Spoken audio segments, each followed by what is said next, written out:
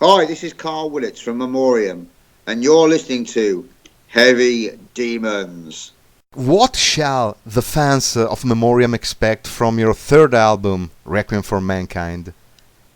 Okay, yes, I think they should expect the definitive Memoriam album, the one Yeah, we've been searching for, the one that people have been anticipating for since we've started. Really, I think this is the album where we actually kind of like set down our stamp, and yeah, we have actually finally defined what the Memoriam is.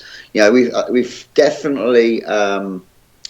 Broken from the chains and the shadows of what we were doing previously in the past with our former bands. And I think with this album, we've definitely created the sound, which is the Memoriam's identity, yeah, essentially.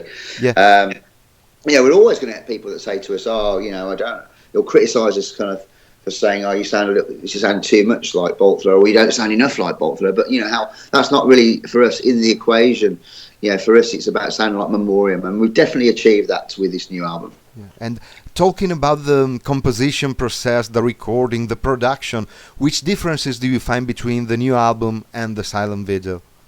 Yeah, I've been asked this a while, and to be perfectly honest, really, the actual songwriting process Yeah, and the recording process itself hasn't altered in any way, shape, or form. We still write the songs in the same way and deliver them in the same way. What's inherently different with this album is purely down to the fact that we've used Parlour Studios. Now, the equipment that Russ has invested in Parlour Studio is state of the art, so that it's top of the range with yeah, microphones, and he knows. He really knows this sound. Is this kind of like old school death metal sound? He knows it to the core, so he knows where to yeah, place the microphones to get the best sounds. So really, it's the quality of the recording that's made the difference on this album, yeah, and of course, on top of that, the level of production that he's created as well. With this, he's kind of enhanced the sounds by blending it all together in such a good way that maybe was missing in some of the albums in the past. yeah, yeah. So yeah, I wouldn't say that we've recorded or written the songs in any different way or delivered them in any different way. It's just the way that it's all been put together and moulded by Russ Russell in the studio that's Yeah. made it stand out so much. Yeah. And like, tell us something about the incredible artwork by Maestro Dan Seagrave.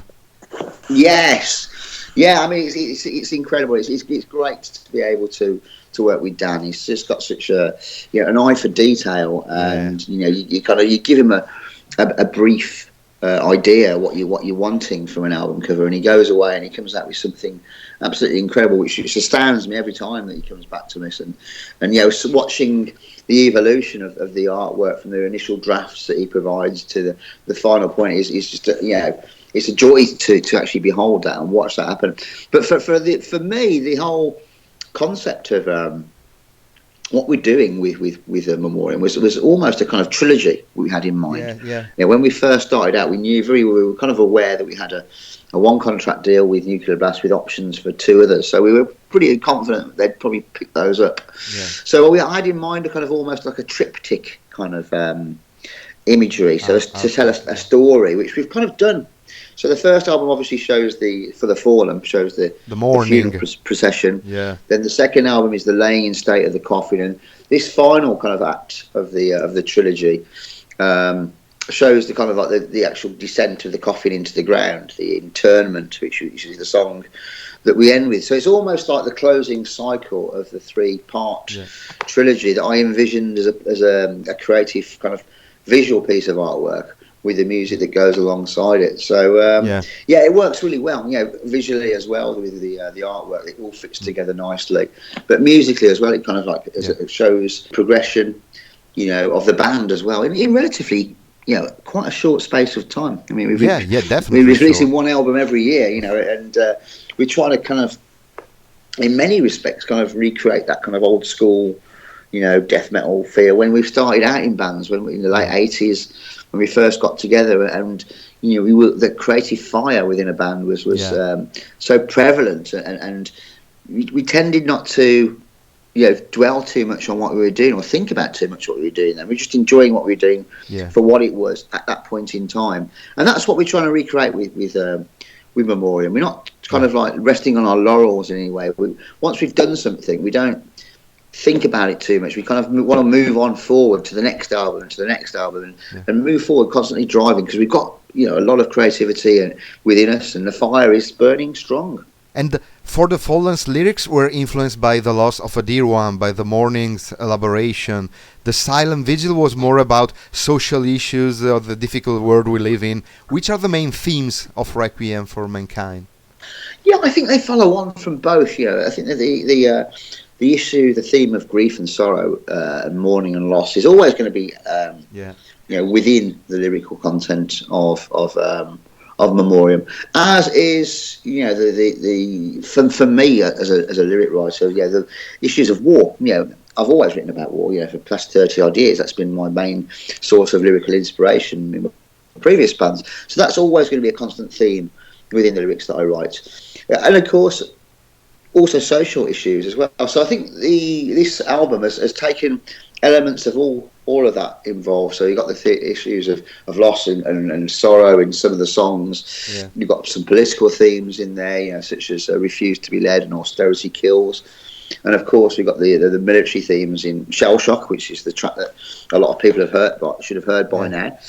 And there's another track called The Veteran on there, which is quite an interesting song, that really, from my perspective, one of the strongest songs that I feel that I've written lyrically about the homeless people, really, about the large amount of ex-military servicemen that are homeless and living on the streets on a global basis. Specifically here, from my experience of looking around me on the streets in the UK, in Birmingham here, there's a large percentage of ex-servicemen that kind of come home and just can't deal with the transition back into civilian life, and there's no support structure there for them in place to help or support them into that. So, but yeah, so I've managed to use a lot of musical, lyrical themes within this new album. Maybe the strongest points of everything that I've done throughout history have all pretty much come together on this album to formulate what it is. The way of singing, the riffs, the drumming, I can hear a lot more both Rower than in the previous albums. Is there an intention behind this? No, I just think that's the way that it's evolved. You know, maybe that's what we were trying to achieve when we first started out. I don't think it's intentionally sounds like Both. I think that's. I would take point that there's some songs on there. There's the riff structure in there. He's very much not like Both. The Veteran, the actual. That's got an almost kind of Pantera kind of influence sound to that song. Yeah. So yeah, I think what works well for us is the fact that we're kind of influenced. You know, me, Whale and Frank from one school of thought, you know, from the old grind kind of like anarcho-punk scene of the late 1980s, that kind of early death metal scene that emerged around then. Whereas Scott, who's the main songwriter, he's influenced by a totally different sphere of music. He's more influenced by 90s, you know, progressive death metal. That's his bag. Okay. So I think the combination of the different influences works really well together to create what is inherently the sound of Memoriam. But yeah, I wouldn't say that it sounds.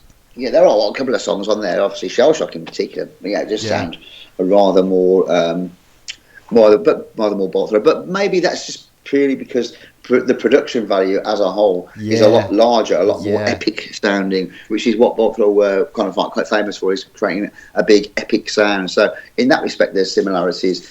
But as for the structure of the songs and the riffs themselves, I feel that they are a world apart. Yeah. The production issue is very strong on this album, and it's amazing. Yes, yeah. I mean, that's it. That's like the main difference in what we're doing here is purely down to the superior production quality that and the input that Russ Russell has put into the album. He's almost. Angled himself to be the fifth member of the band in many respects, because we're definitely, if we're moving forward and going to be recording another album, I wouldn't think twice about going to any other studio apart from Parlour Studios. That's our spiritual home now for when we're recording, definitely.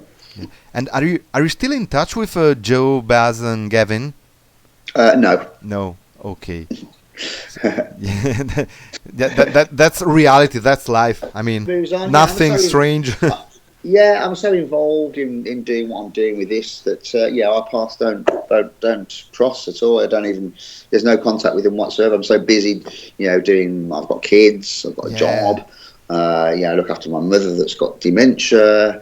I do this band, so I've got no real time to socially interact with anybody outside the circle of people that I engage with. And no, I've had no contact with them since I started the band, really, which is a shame, because we were quite close in many respects. But you know, as you kind of like grow older, you kind of like grow apart, in many respects, and that's one great thing about what we do with Memoriam is the friendship level that is the most important thing to what we do Yeah. with this band. It goes beyond the music, beyond anything else. It's really purely down to the camaraderie, and the friendship is the most important binding factor and driving motivator of what we do with Memoriam. Which final message and greeting would you send out to the Italian fans of Memoriam who are waiting for you Yeah, on stage as patiently well? waiting. Yeah. I mean, that's it. It's quite frustrating in many respects that Yeah. we've never managed to get to Italy with Memoriam. We'd love to. I kind of feel a strong affinity with Italy, and there's a lot of people that write to me. I mean, I've got a really good, strong following in Italy. So we would love to come and play your glorious culture drenched country at some point in the future. It's all down to us being offered the shows by promoters, which just isn't Yeah. happening. So, but I'd like to say thanks to all the support we've received from our Italian friends and magazines as well, such as yourself, that have provided us with the support platform and the opportunity for us to do what we do. Without that support, we're very, very aware that we wouldn't be in the position that we are today. We're very appreciative of where we are at and how we've achieved that, and that's only through the support that we receive from our fans and followers and friends from across the world.